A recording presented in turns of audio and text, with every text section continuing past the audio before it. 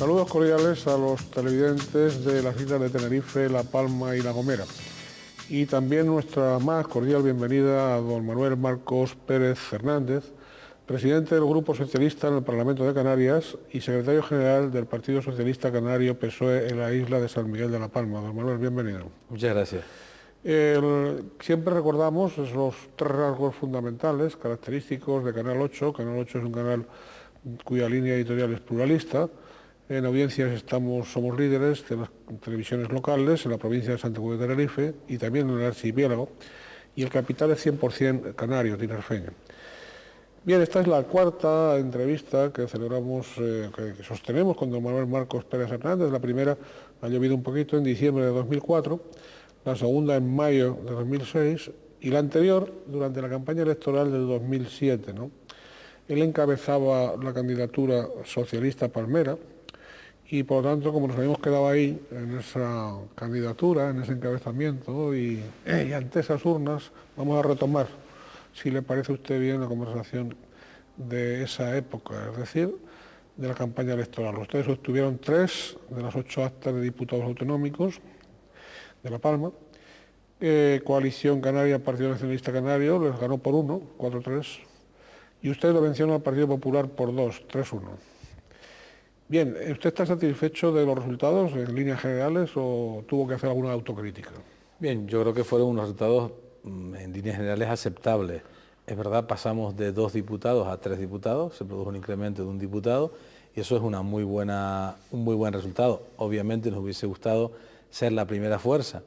No lo conseguimos en la autonómica, pero sí lo conseguimos en las últimas generales, donde ya nos hemos colocado como primera fuerza política en La Palma, tanto al Congreso como al Senado.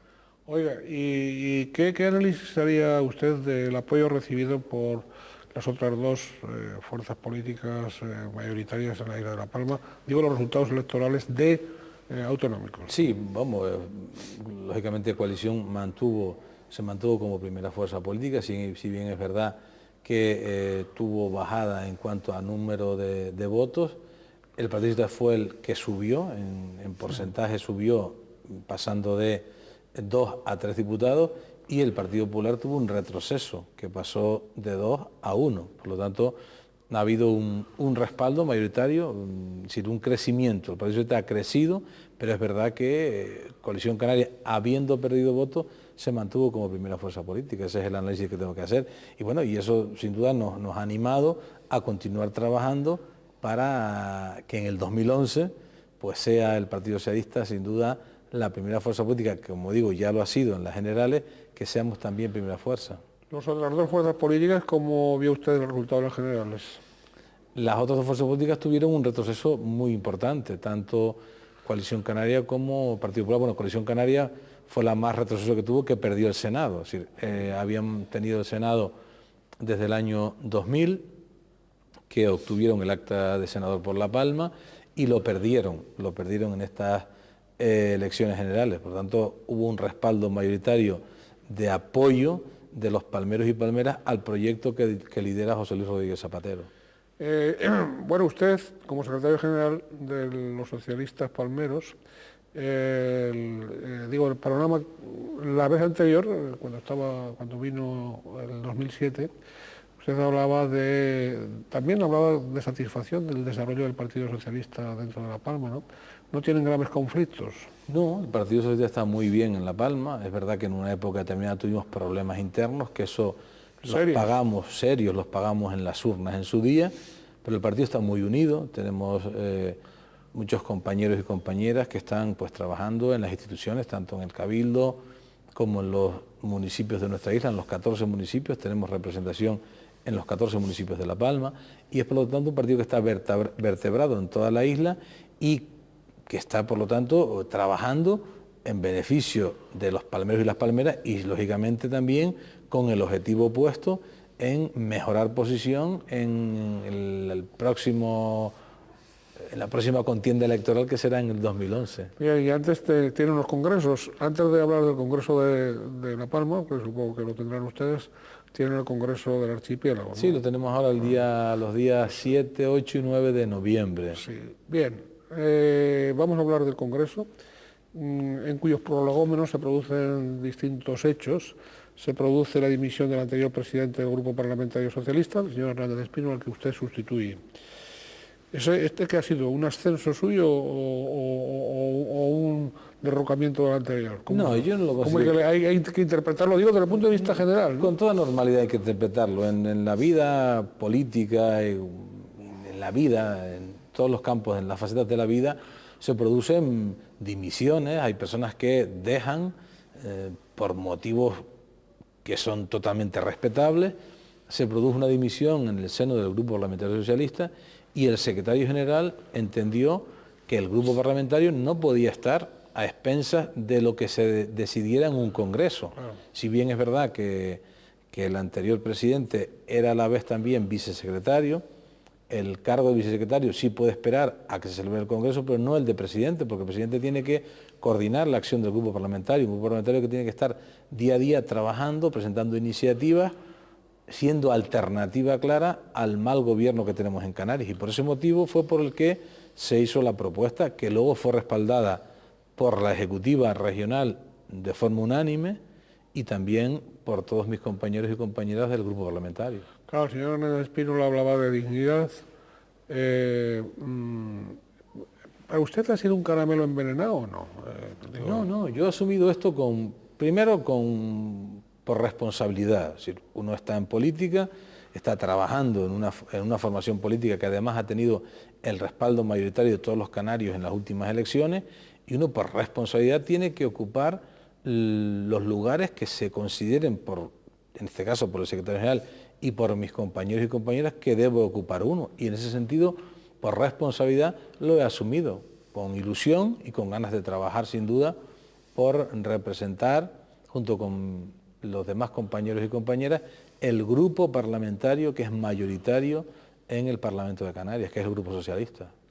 ¿Usted es partidario de que don Juan Fernando López Aguilar compatibilice su estancia en el Europarlamento? Pues bueno, ahora está en el Parlamento español, pero en el Congreso de los Diputados, pero como ya está anunciada su candidatura, encabezando la candidatura de todo el país, ¿no?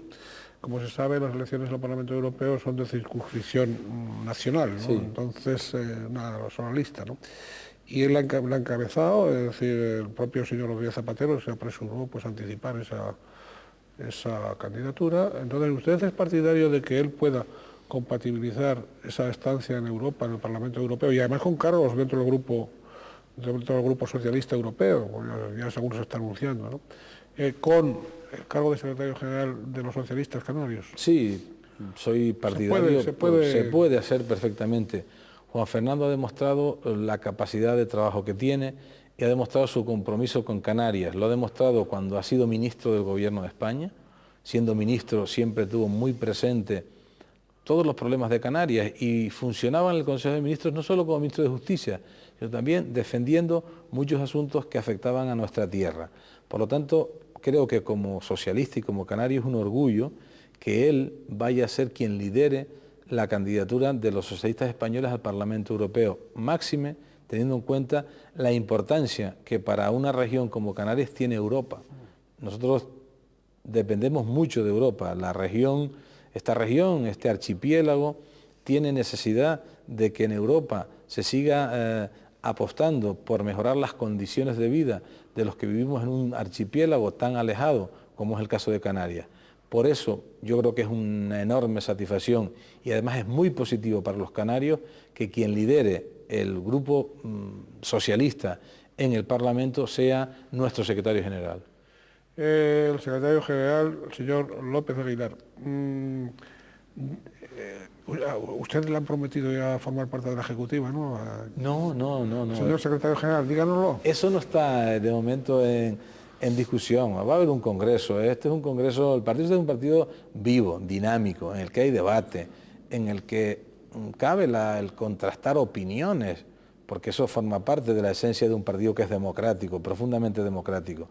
El secretario general que salga elegido, porque esto ya corresponde a los delegados y delegadas que han sido a su vez elegidos en todas las agrupaciones locales del partido en Canarias, serán ellos los que decidan primero quién es el secretario general y en segundo lugar serán ellos también los que decidan qué ejecutiva apoyan. Eso es una facultad del secretario general, por lo tanto yo estoy ocupado, perdone que le diga, estoy ocupado ahora en las tareas que me han sido encomendadas, que es la de presidir el grupo parlamentario. Bien, vamos a ver, antes de continuar con el grupo parlamentario que usted preside, déjeme preguntarle, si el secretario general está en Europa, permanece en el Parlamento Europeo, ocupa cargos relevantes además dentro del grupo socialista, que todo eso puede beneficiar a Canarias sin duda, no va a ser importante también para que él no se despiste en la aguja de marear después para dirigir a los socialistas canarios, el contar con una ejecutiva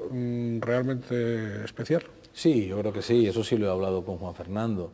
Creo que si él tiene el respaldo de los delegados y delegadas del próximo Congreso y sale, por lo tanto, elegido como secretario general, tiene que conformar una ejecutiva de mujeres y hombres muy preparados, muy capaces, y tiene que ser una ejecutiva que esté perfectamente coordinada y engrasada con el secretario general, porque de esa manera yo creo en el trabajo en equipo, no creo solamente en el trabajo de una sola persona. Los resultados que ha tenido el Partido Socialista en Canarias obedecen a trabajos de equipo, a liderazgo sin duda. Juan Fernando tiene un liderazgo consolidado en el archipiélago, pero forma parte también de un trabajo en equipo. Pues la ejecutiva ha de ser igual, ha de configurar una ejecutiva en la que se trabaje en equipo, sin duda coordinada esa ejecutiva por el secretario general. Por lo tanto, yo creo que no tengo ningún temor a que pueda haber ninguna disfunción, ni de que falle ninguna correa de transmisión, porque el secretario general esté ocupando un cargo relevante en el Parlamento Europeo, si se consigue y se conforma en ese Congreso una ejecutiva de mujeres y hombres preparados. A estas alturas, ya en las vísperas de ese Congreso, no parece que haya gallo tapado, no parece que haya alternativa, no parece que haya ningún otro. Yo no lo preveo, pero Saavedra, no parece que no haya. lo preveo, pero desde luego hay que ser siempre respetuoso, porque hasta el mismo día del Congreso puede presentarse, si una persona obtiene los avales necesarios, puede presentarse como candidato o candidata a la Secretaría General.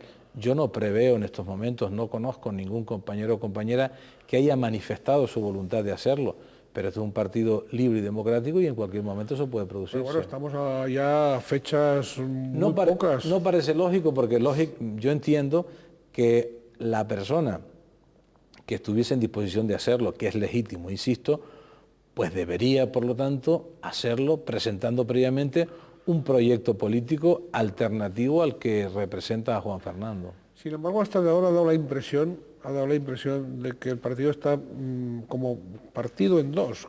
Es decir, eso es la impresión, esa no es la realidad. Digo, la imagen pública que han dado. Sí, puede ser.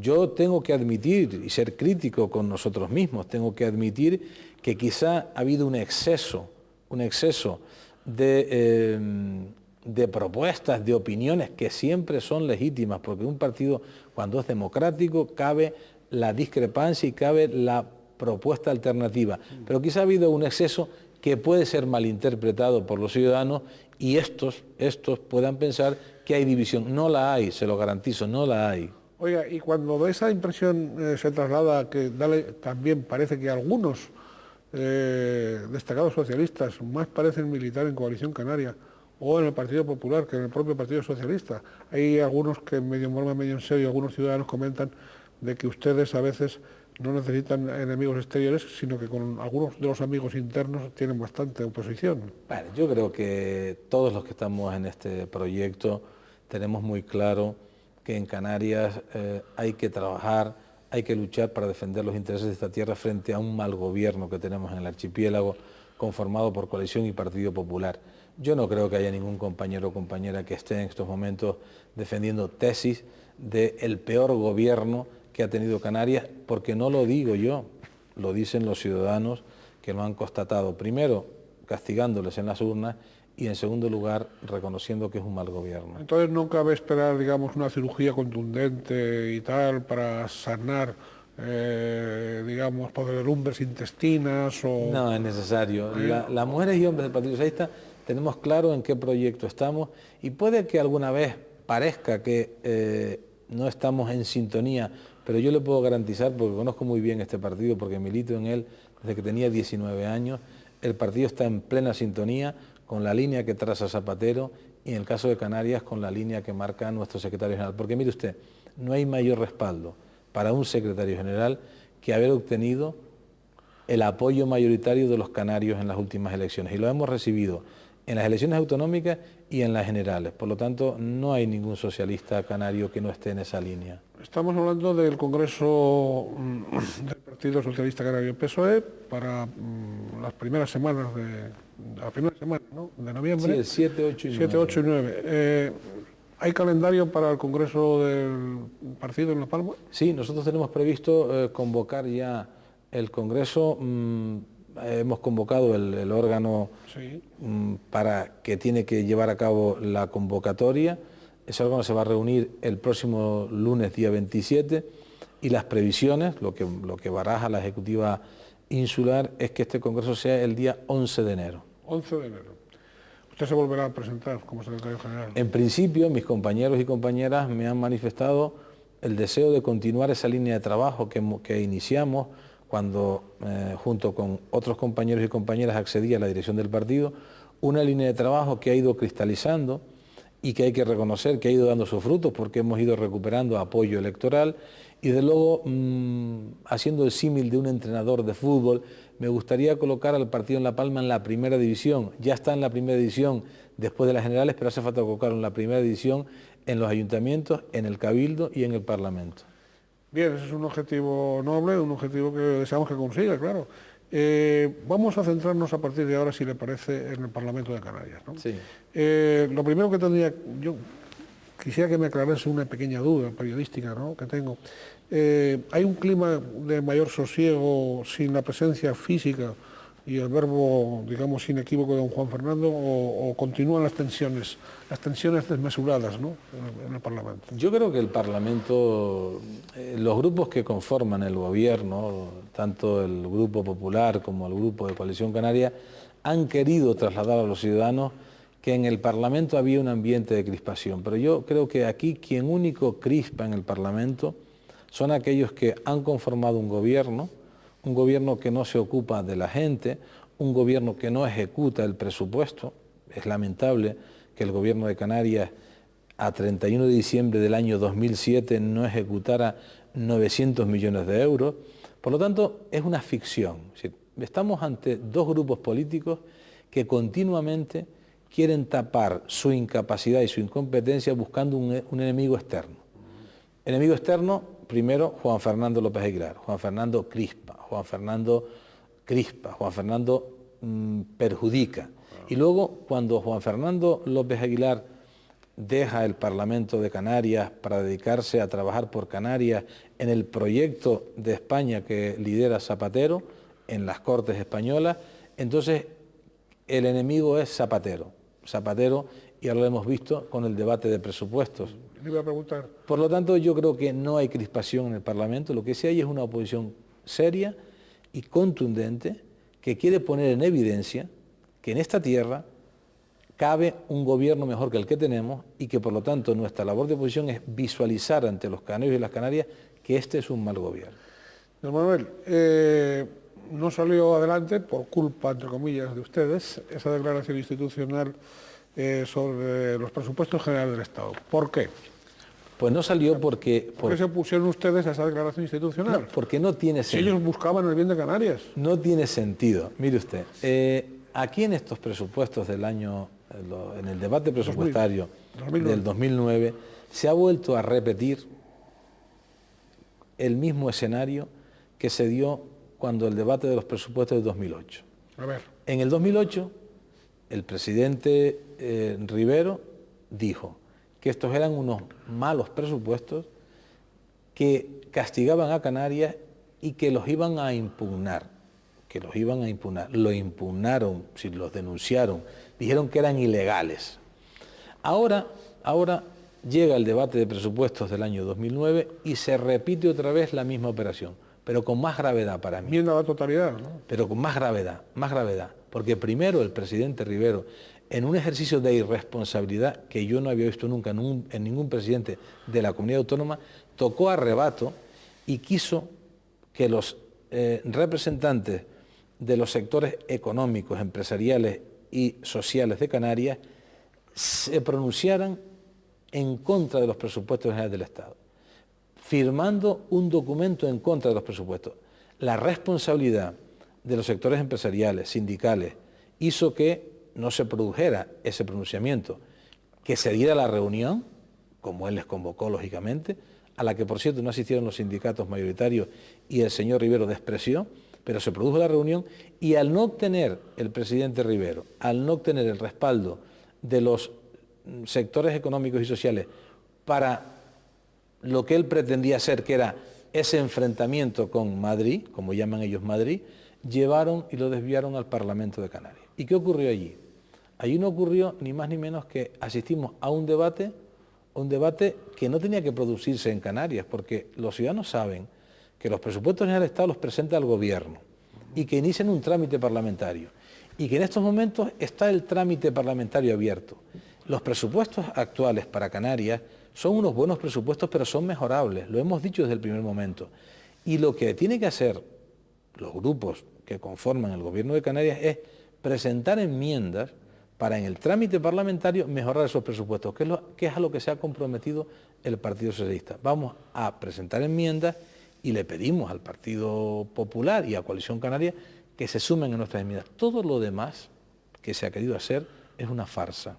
Ya, don Manuel, pero las enmiendas, o el conjunto de enmiendas que ustedes preparan, o las enmiendas que están dispuestos, o que usted convoca para que los demás grupos apoyen, nos va a equiparar a los ciudadanos de estas islas en la media de inversión, nos va a equiparar a la media del resto de los ciudadanos españoles. Nosotros nos hemos venido equiparando. Sí, pero no estamos equiparados, estamos 200 y pico, 300 y pico euros por debajo. No, nosotros tenemos ahora mismo, mire, yo le voy a poner un ejemplo de lo que, porque también este debate está sesgado. Ya.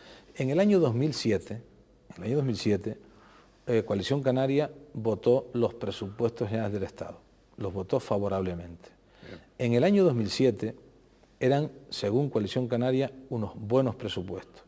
En ese año, la renta por habitante, es decir, la inversión per cápita, la inversión por habitante en Canarias era de 377 euros.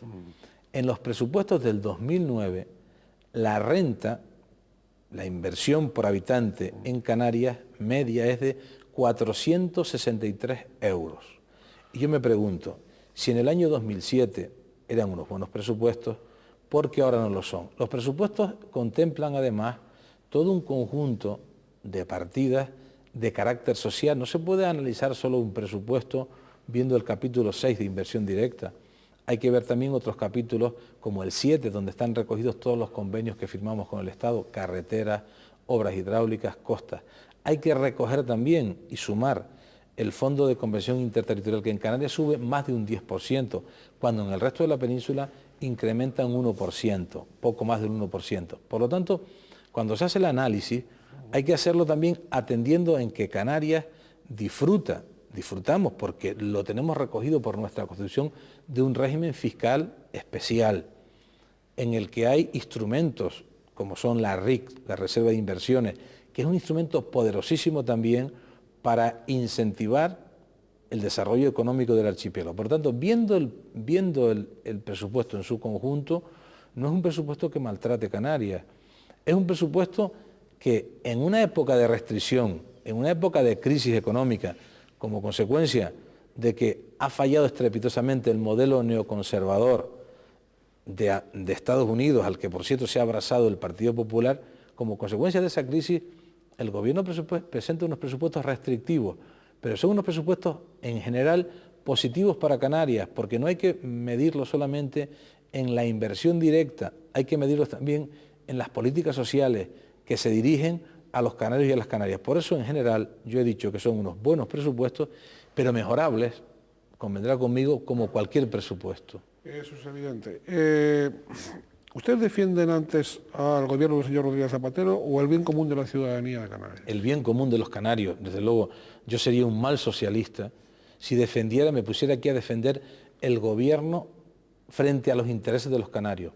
Pero es que este gobierno está comprometido como nadie en defender los intereses de los canarios y las Canarias, porque lo hace con las inversiones que están en el presupuesto y lo hace también en época de crisis, llevando a cabo un compromiso en política social que, mire usted, estos presupuestos tienen un incremento de más de un 9%.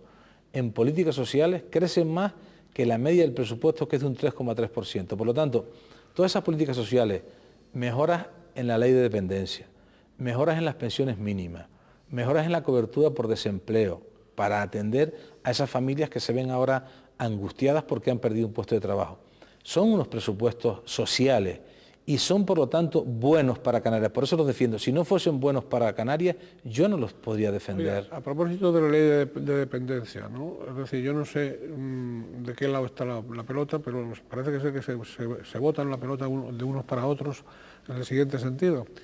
Lo digo en términos coloquiales para no subirnos a la parra excesiva de la dialéctica de los grandes popes. Vamos a ver.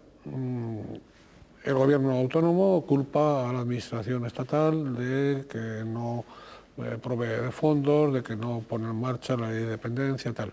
El ministerio culpa a la consejería en el caso de Canarias, etcétera, etcétera. Lo cierto es que los que no reciben todas las ayudas que legalmente les corresponden son esas personas que sí son dependientes y otras que ni siquiera están todavía en el censo. A ver, ¿de qué lado está la pelota? Bien, yo le contestaría primero haciendo una valoración muy positiva de la ley de dependencia, que supone, por supuesto, desde el punto de vista social, la conciliación del cuarto pilar del estado de bienestar. Pero dicho esto, tengo que decirle lo siguiente, se va a cumplir. El gobierno ha incrementado el presupuesto para la ley, lo ha incrementado en un 38%. ¿Qué está ocurriendo? Y esos son datos que están ahí, que yo no me los invento. Es decir, los datos que maneja el gobierno y que maneja el propio gobierno de Canarias es que no del archipiélago canario, el gobierno de Canarias ha sido el que, junto con 2 comunidades autónomas más, menos valoraciones ha llevado a cabo para la aplicación de la ley. Es un hecho que está ahí, que es constatable. Por lo tanto, al haberse retrasado tanto en la valoración, hacer el censo, vamos. En hacer el censo y en ¿no? hacer la valoración de esas personas para ver qué grado de dependencia tiene cada uno y en virtud de ese grado de dependencia poder recibir los beneficios de la ley. Bien. Por lo tanto, ha habido un retraso injustificado. Y también tengo que decir que es complicada, sin duda, es compleja la aplicación de una ley nueva y eso entraña dificultad. Pero yo he visto que este gobierno no ha estado diligente, por lo tanto hemos denunciado que este gobierno no se ha comprometido y ha puesto todo lo que tenía de su mano para tramitar el mayor número de expedientes y que por lo tanto se pudieran beneficiar el mayor número de canarios y de canarias de esa ley. Eso es lo que ha ocurrido a mi juicio. Contrasta pues esa declaración institucional votada por Coalición Canaria y por el Partido Popular, que no así por el Partido Socialista en el Parlamento de Canarias frente a los presupuestos generales del Estado, con esa indicación que acaba de hacerse en la reunión gallega del presidente Rodríguez Zapatero como secretario general de los socialistas españoles, para que el Partido Socialista no se oponga a los presupuestos en las distintas administraciones públicas. Es decir, bajo esta perspectiva, no sé qué tal les habrá sentado a ustedes el que no voten en contra de los presupuestos generales de la comunidad autónoma, ¿no? Y de los cabildos donde son oposición, y de los ayuntamientos donde son oposición. Mire usted, esta medida... No, pero perdone, vamos a aclarar esto porque es posible que todavía algunos televidentes no estén al tanto. Es decir, en las últimas horas, este fin de semana último, corríjame, ¿no? El Consejo Territorial... El Consejo Territorial acuerda, por indicación del señor Rodríguez Zapatero, que el Partido Socialista, allá donde sea oposición, corríjame, si me equivoco. Está diciéndolo perfectamente. Bien, allá donde sea oposición, no votará en contra de los presupuestos para el año 2009 en ninguna de las administraciones públicas. ¿Eso es así? Sí, con un matiz. Venga. No presentará enmienda a la totalidad. A la totalidad, sí, porque el Partido Socialista lo que va a hacer, la propuesta esta que ha sido refrendada, porque el Consejo Territorial también, para que lo sepan quienes nos están viendo, lo conforma el presidente del gobierno con todos los presidentes y presidentes autonómicos y todos los secretarios generales del Estado español. Por lo tanto, es una decisión política del más largo alcance, Evidente. que se hace porque estamos en una época de crisis. Bien. Una crisis que afecta directamente a los ciudadanos. Una crisis que tiene su origen en el fracaso, y tengo que volverlo a reiterar, de las políticas neoconservadoras de Estados Unidos. Como consecuencia de esa crisis que afecta a los ciudadanos, el presidente del gobierno entiende que el presupuesto es una herramienta poderosa en época de crisis para contribuir también a poner en marcha medidas y paliar la situación y por lo tanto beneficiar a los ciudadanos. Ante esa situación nosotros decimos, en época de crisis hay que adoptar medidas especiales para atender del mejor modo a los ciudadanos. ¿Qué medida especial ponemos en marcha? Pues no ir en contra con una enmienda a la totalidad de los presupuestos ni de las autonomías, ni de cabildos, ni de ayuntamientos. No ir en contra. Ahora bien, ¿eso qué quiere decir? Que nosotros, en el caso nuestro de Canarias, lo que vamos a hacerle una oferta al gobierno. Le decimos, mire usted, nosotros le hacemos una oferta concreta. Presente usted unos presupuestos para esta comunidad, para esta tierra, que contemplen todo un conjunto de medidas en inversión productiva, en inversión en políticas sociales, en mejora de las condiciones de vida de los canarios y las canarias, que sirva para que contribuya a mejorar la situación de crisis en la que vive el archipiélago. Y le hacemos esa oferta concreta. Por lo tanto, no estamos en disposición, no le vamos a usted a presentar una enmienda pidiéndole que usted devuelva el presupuesto. No lo retire, no se lo presentamos. Bien. No hacemos como han hecho ellos con nosotros. Bien.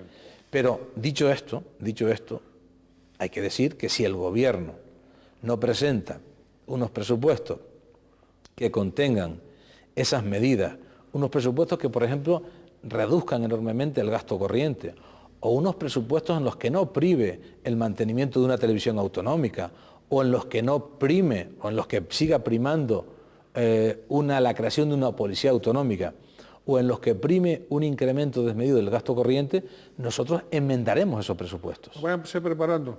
Váyanse preparando a tenor de lo que se oye como reacciones inmediatas a esa resolución socialista, porque ya lo que se oye es que todo eso es una operación de humo del señor Rodríguez Zapatero y que aquí cada zapatero a sus zapatos. No, porque vamos a ver, yo quiero explicarlo bien. Explíquelo usted como usted a ver si se me prefiere. Entiende bien. Es decir, nosotros estamos en una época de crisis. Venga. Y decimos, no se puede jugar, los ciudadanos no entenderían un rifirrafe político por unos presupuestos cuando los ciudadanos, ¿qué nos demandan? Nos demandan que estemos unidos para salir de esta situación. La mejor manera de estar unidos es dar apoyo a un presupuesto. Esa es la mejor manera. Pero dar apoyo a un presupuesto que lógicamente se haga con unas premisas básicas, y es, en época de crisis, no puede haber un presupuesto en el que lo primordial sea el gasto corriente, o lo primordial sea poner en marcha medidas que no repercuten en el bienestar de los canarios, porque que hay una televisión canaria no repercute porque los canarios están informados, hay muchos canales de televisión para informarse, o que hay una policía autonómica no repercute siempre y cuando los cuerpos y fuerzas de seguridad de Estado cumplan con su misión como la están haciendo. Por lo tanto, nosotros decimos no a una enmienda a la totalidad y le tendemos la mano al gobierno para hacer unos presupuestos de crisis. Si el gobierno quiere hacer unos presupuestos de crisis y unos presupuestos destinados a los canarios y a las Canarias, va a tener nuestro respaldo. Si no lo hace así, lógicamente tendremos que enmendarlos, porque tendremos que visualizar ante los canarios que hay un proyecto alternativo. Claro, y eso mismo en cabildos y ayuntamientos. Sin duda. Oiga, don Manuel, y en La Palma vamos a hacer un paréntesis palmero, ¿no? Sí. En La Palma y el Cabildo de La Palma concretamente, la estancia del presidente como diputado en las Cortes Generales de Coalición Canaria, digo, con el grupo de Coalición Canaria, el grupo mixto, la estancia de don José Luis Perestelo en el Congreso de los Diputados, ¿se nota en el Cabildo de La Palma o no se nota? Vamos a ver, el Cabildo de La Palma, yo he sido muy crítico con el gobierno de La Palma, porque no hay que olvidar que en los últimos 13 años, muchos años, ¿no?, lleva gobernando Coalición Canaria el Cabildo, y en este periodo de tiempo La Palma es una isla que ha ido perdiendo peso económico con el concierto del archipiélago, una isla que en época de crecimiento económico ha estado soportando las tasas de paro más altas de toda Canarias, y eso obedece a que quien tiene la responsabilidad de gobernar no gobierna con eficacia, no tanto porque esté más tiempo dentro que fuera. Yo creo que se puede compaginar, porque a mí me podrían llamar hipócrita si yo dijera que no se puede compaginar cuando yo he sido senador y alcalde. Por lo tanto, sería una hipocresía por mi parte decir que el presidente del Cabildo no tiene capacidad para compaginar su puesto de senador cuando lo tenía o de diputado con la presidencia del Cabildo. Tiene capacidad si tiene un equipo de trabajo eficaz, pero lo que ha ocurrido en este tiempo es que el presidente ha demostrado no tener la suficiente capacidad porque ha colocado a La Palma a la cola del archipiélago en cuanto a desarrollo social y económico. Don Manuel, vamos a recordarles a los televidentes que don Manuel Marcos nació en San Andrés y Sauces, donde accedió a la alcaldía a los 29 años, muy joven, en 1987, sí, y en la que permaneció durante 16 años, hasta 2003. Desde 1989 hasta el 2000 fue alcalde y a la vez senador por esa isla de La Palma. Estuvo en la Cámara Alta durante los dos últimos mandatos de Felipe González y el primero de José María Aznar. Efectivamente. Bueno, yo quería preguntarle, ¿los señores Rajoy y Zapatero son líderes más flojos que los otros que hemos nombrado? No creo. Hombre, Felipe... Es decir, que Felipe González y que el señor Aznar. Felipe González, sin duda, yo creo que es un presidente que ha tenido este país con un gran liderazgo y con un reconocimiento internacional muy poderoso, pero ocupó la presidencia en una época determinada de nuestra historia. Ahora lo ocupa José Luis Rodríguez Zapatero, que tiene para mí una valía, un compromiso, y ha desarrollado y puesto en marcha políticas para conseguir la igualdad de la gente, para mejorar las condiciones de vida de los españoles, también muy poderosas y muy potentes. Por lo tanto, yo creo que los dos son dos líderes. Y si usted quiere que le valore también el liderazgo del señor Aznar y del señor Rajoy, mire usted, yo considero que son dos liderazgos que no han beneficiado a este país. El señor Aznar, porque nos metió en una guerra ilegal. El señor Rajoy, porque continuamente, y ahora mismo en una época de crisis, está en una posición de no colaboración con el gobierno y utiliza la crisis para ir en contra del gobierno, como si la situación de crisis fuera responsabilidad de Zapatero. Oye, después de las últimas elecciones, ¿usted no ha apreciado que después de que se ha quitado a las figuras que tenía, a las grandes figuras, ahora parece como más modoso? Bueno, se reúne más con el señor Rodríguez Zapatero. Parece que porque yo creo que eso forma parte ni más ni menos del veredicto de las urnas. Es decir, claro, el Partido Popular llevó a cabo una oposición de crispación continua a la que los españoles dijeron no queremos esa forma de hacer oposición. Por lo tanto, como consecuencia de un sabio análisis de un resultado electoral, han cambiado su posición. Parece más calmado, menos crispación. Un poco más calmado está, sí. Más diálogo. Parece ser que sí. Yo espero que el diálogo fructifique y esperaría incluso que ahora, en una época como la que estamos de crisis que no puede ser imputable a un gobierno, sino es una crisis internacional y que en todo caso, si hay que imputársela a alguien, hay que imputársela al modelo neoconservador al que el PP ha estado abrazado. Yo creo que en estos momentos se impone que el principal partido de la oposición sea mucho más responsable y arrime el hombro con el gobierno para salir de esta situación. Oiga, y ahora en clave palmera, si me lo permite usted. El señor Rodríguez Zapatero a veces, a lo mejor lo ejecuta con el señor Rajoy, no lo sé. ¿No parece un encantador de serpientes?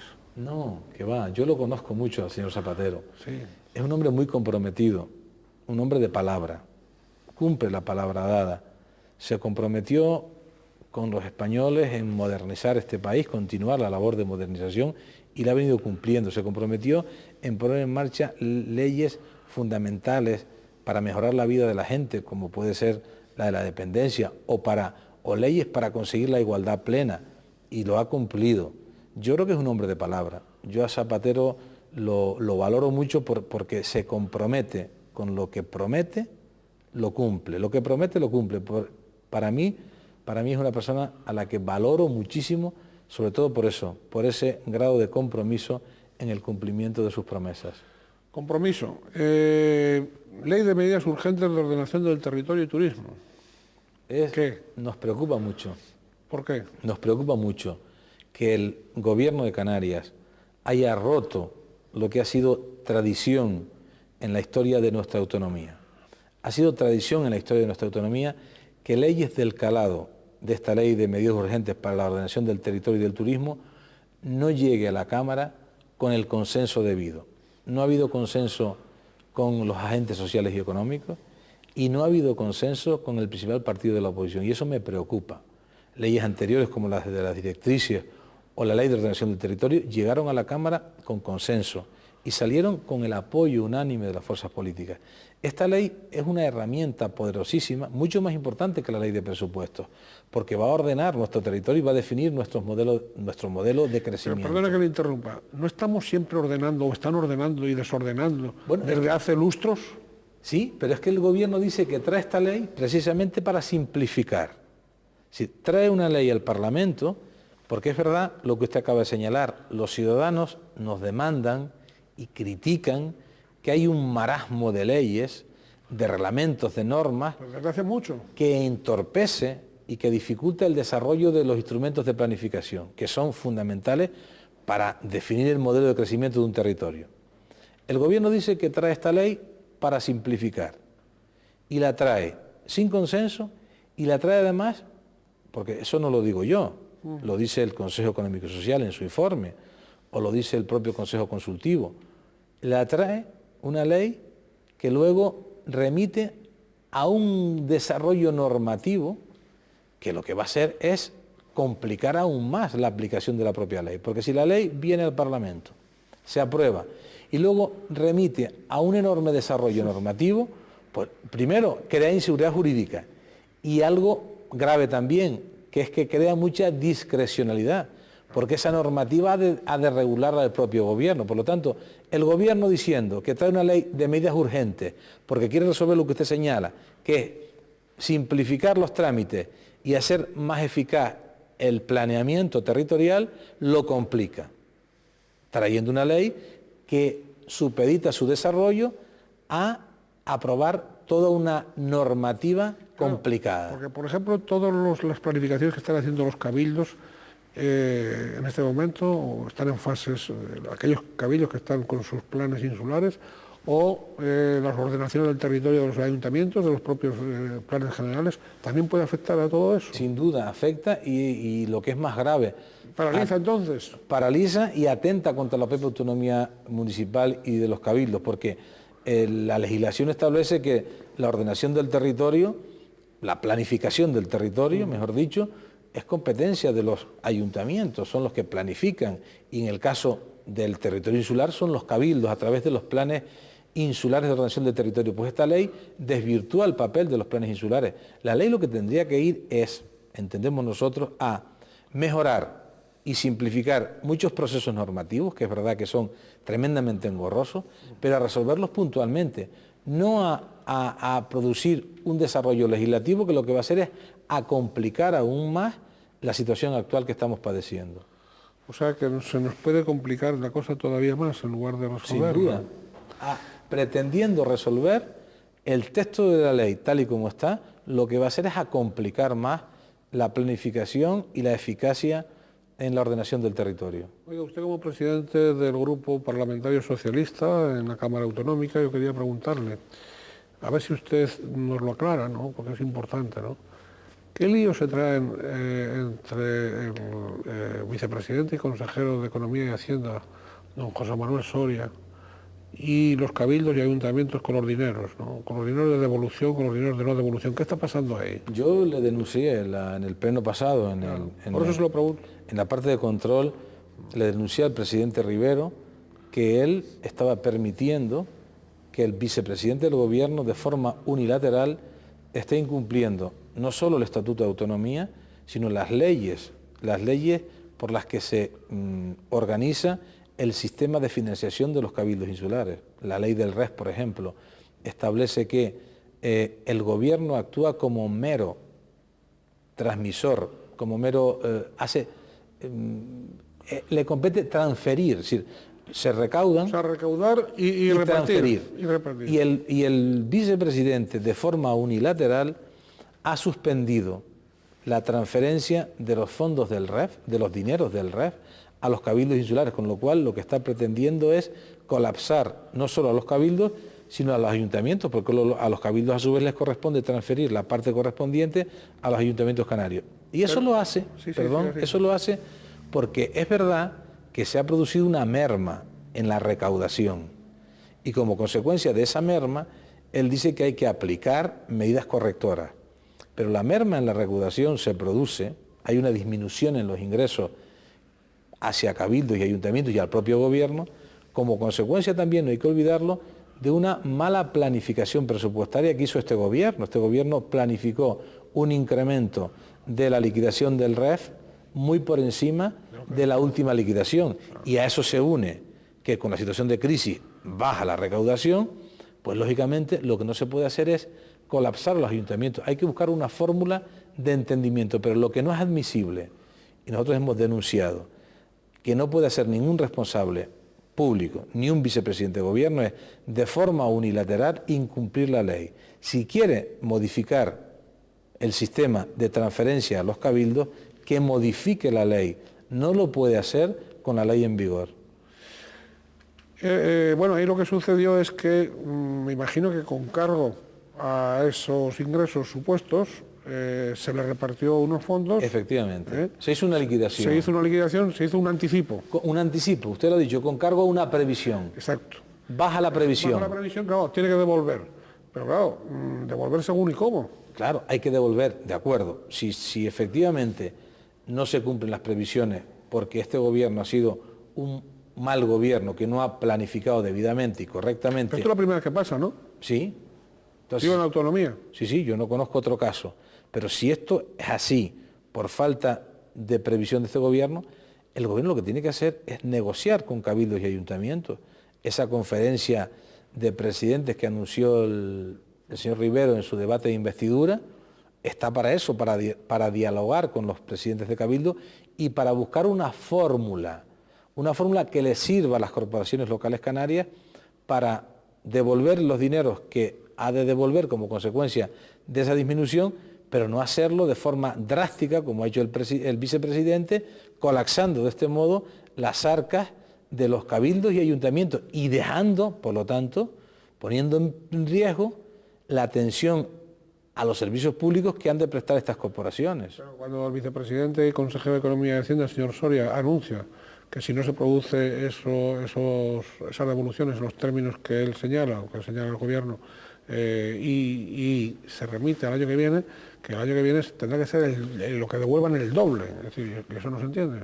No, pero lo que tiene que hacer el presidente... ¿Los intereses suman el doble? No, se refiere a que como el próximo año también va a haber crisis, va a bajar la recaudación, pues las previsiones van a ser menores. Entonces por eso dice él que si no lo devuelven este año, van a tener los que devolver el próximo año con menos ingresos. Pero vamos, yo entiendo que haya que producir una devolución, habrá que producirla, pero lo que no se puede hacer es hacerlo, este vicepresidente, ¿sabe usted cómo ha actuado? De forma confiscatoria. Él ha dicho, bueno, yo dejo de transferirle a usted los ingresos. Y esa forma confiscatoria de actuar, desde luego, no se puede permitir en democracia. El vicepresidente y el presidente Rivero han de sentarse con los presidentes de los cabildos insulares y buscar una fórmula que sin embargar el desarrollo de las corporaciones locales sirva para resolver la situación en la que nos encontramos. ¿Tienen ustedes en el Parlamento, en la agenda de su grupo, esa actualización, esa puesta al día de las instituciones parlamentarias, Consejo Consultivo, Diputado Común, que dice que estaba ya casi a punto de caramelo desde hace meses y meses? Yo creo que es un asunto que... O está todo paralizado. No, se va a resolver. De hecho, había prácticamente acuerdo. Por eso, ¿no? Yo le he dicho el otro día al presidente Rivero, en una conversación que hemos mantenido en la Cámara, le he dicho que, desde luego, estamos dispuestos a cerrar ese acuerdo, el grupo parlamentario está dispuesto y que habrá que hacerlo próximamente en el seno del grupo parlamentario. Yo creo que han de ser los 3 portavoces parlamentarios los que cierren el acuerdo, porque es verdad y es necesario que las instituciones cuyos miembros están ya en prórroga, por decirlo de alguna manera que nos entienda, pues por el bien de esa institución hay que producir la renovación de la institución.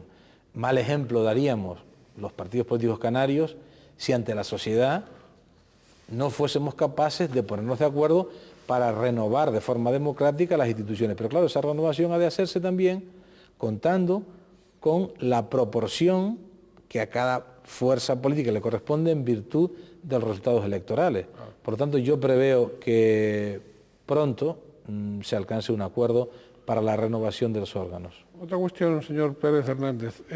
Ustedes tienen, el grupo parlamentario tiene un calendario legislativo propio, quiero decir, ¿qué proyectos normativos van a proponer ustedes, por ejemplo, a corto plazo? Bueno, ¿O todavía no lo han definido? Nosotros estamos trabajando ahora en el grupo parlamentario, no hay que olvidar que ahora tenemos también un proceso congresual, estamos trabajando para presentar iniciativas a este gobierno. Lo hacemos cada pleno. Bien. Cada pleno presentamos proposiciones no de ley,